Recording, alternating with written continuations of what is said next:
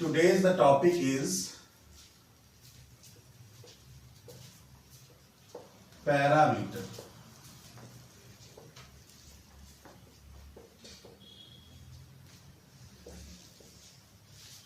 पिछले टर्म पे हम लोगों ने पढ़ा था कि फंक्शन क्या होता है। सी भाषा में जो फंक्शन है उसको जब हम लोग डिफाइन करते हैं तो उसमें हम लोग देखते हैं कि उसमें हम लोग रिटर्न टाइप एक वैल्यू वापस आ जाती है।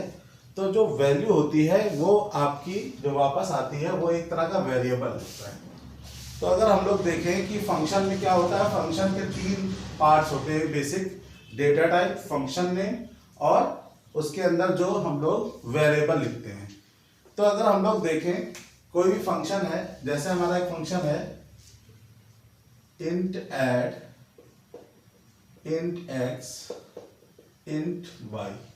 तो यहाँ क्या है, यहाँ पे देखिए ये हमारा डेटा टाइप है, ये हमारा फंक्शन नेम है और ये देखिए ये जो x और y है ये हमारे क्या है, अगर इनको हम लोग नॉर्मल लैंग्वेज बोले तो ये हमारे वेरिएबल है। और ये अगर हमारा फंक्शन हेडर है तो ये क्या है हमारा, अगर इसके अंदर जो पैरामीटर होंगे वो हमारे क्या हो जाएंगे, फॉर्मल पैरामीटर।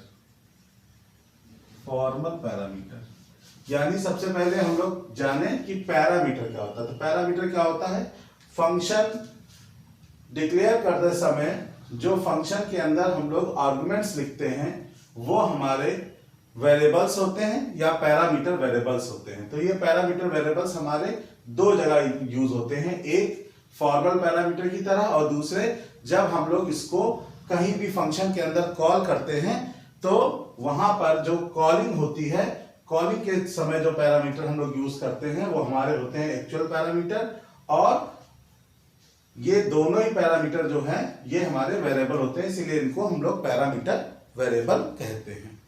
इनको लिखने के समय हम लोग क्या करते हैं, सबसे पहले डेटा टाइप लिखते हैं, फंक्शन नेम लिखते हैं और ये देखिए लेफ्ट पैरेंथेसिस और राइट पैरेंथेसिस के अंदर ही हम इनको डिक्लेयर करते हैं। तो सी और सी प्लस प्लस में पैरामीटर दो प्रकार के होते हैं।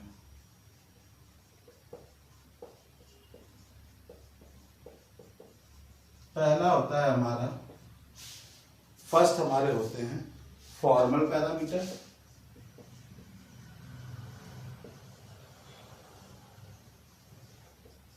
और जो दूसरे टाइप के होते हैं वो होते हैं हमारे एक्चुअल पैरामीटर। तो सबसे पहले हम लोग समझें कि हमारा फॉर्मल पैरामीटर क्या होता है। फॉर्मल पैरामीटर हमारे वे पैरामीटर होते हैं जो मेन फंक्शन में कॉल किए गए फंक्शन को आर्गुमेंट में पास कराए जाते हैं और उन्हीं में जनरली कॉपी हो जाते हैं। ऐसे पैरामीटर हमारे क्या कहलाते हैं, फॉर्मल पैरामीटर। तो हमारा एग्जांपल जो था क्या था हमारा, int add int x और int y। इसमें जो हमारे x और y हैं ये हमारे क्या हैं, फॉर्मल पैरामीटर्स। यानी जो भी फंक्शन के हेडर में जब प्रोग्राम बनाएंगे और फंक्शन के हेडर में जो भी हम लोग लिखेंगे वो हमारे क्या होंगे, फॉर्मल पैरामीटर होंगे। क्या होंगे हमारे, फॉर्मल पैरामीटर। अब यहां पे क्या होगा, इनको कॉल करने के बाद जो कंट्रोल होगा वो मेन फंक्शन पे चला जाएगा और सारा वर्क फिर वहीं से होगा। अब हम लोग बात करते हैं एक्चुअल पैरामीटर की। What are actual parameter. तो फंक्शन को कॉल करते समय जिन वेरिएबल का प्रयोग आर्गुमेंट या पैरामीटर के रूप में होता है उन्हें हम लोग एक्चुअल पैरामीटर कहते हैं।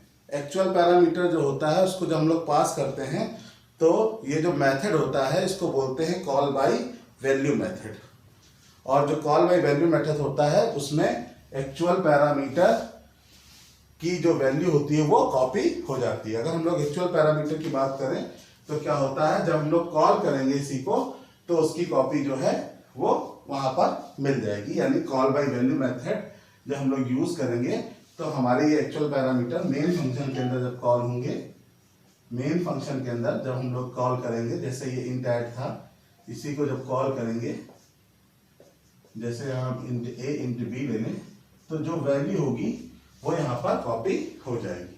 अब हम लोग इसका एक एग्जांपल देखते हैं कि एक्चुअल पैरामीटर्स क्या होते हैं और फॉर्मल पैरामीटर्स क्या होते हैं।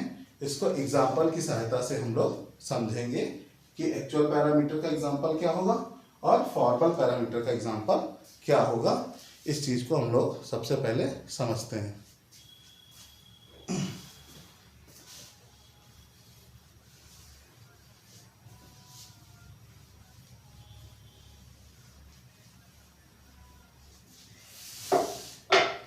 तो सबसे पहले हम लोग देखते हैं एग्जांपल, जहां पर हम लोग समझेंगे कि एक्चुअल और फॉर्मल पैरामीटर होते क्या हैं। एक हम लोगों ने ले लिया,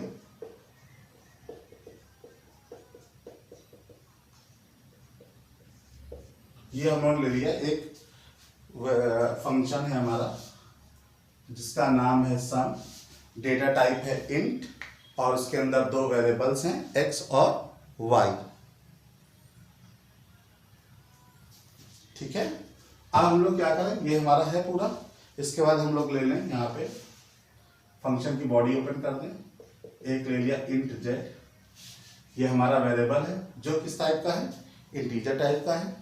उसके बाद जेड इक्वल टू लिख लिया एक्स प्लस वाई, यानी इन दोनों वेरिएबल में जो वैल्यू स्टोर होगी वो दोनों का एडिशन जो है हमारे जेड में आकर स्टोर हो जाएगा।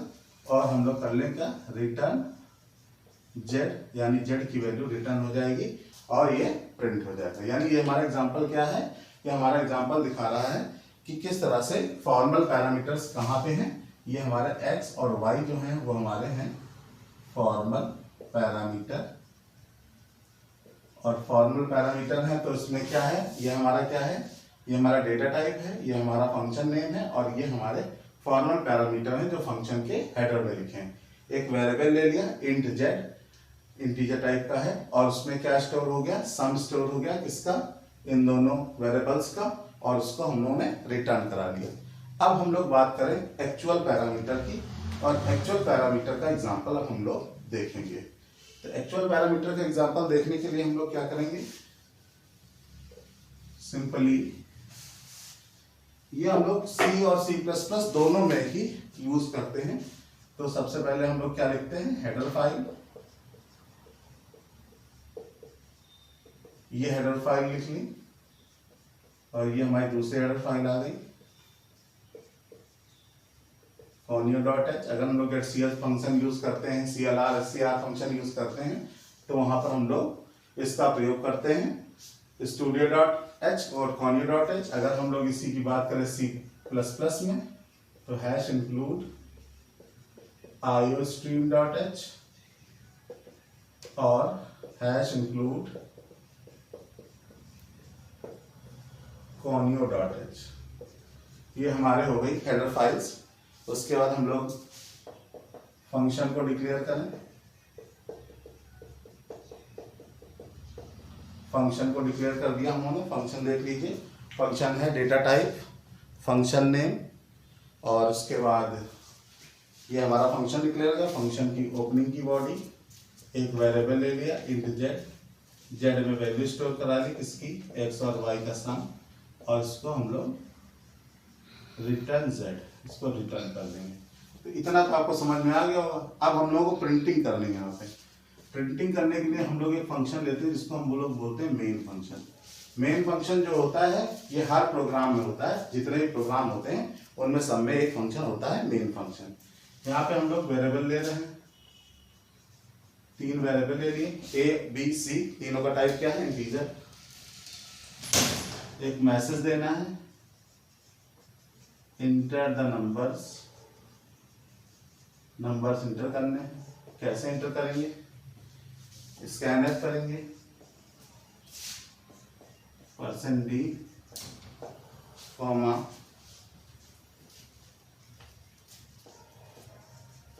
%a, %d। ये दो नंबर हम लोगों ने यहाँ पे स्कैन कर लिए। अगर हमको यहाँ पे बात करें हम लोग C++ की तो इसको क्या यहाँ पे यूज करते हैं हम लोग सी आउट। यहाँ मैसेज देते हैं, क्या देंगे, एंटर द नंबर्स,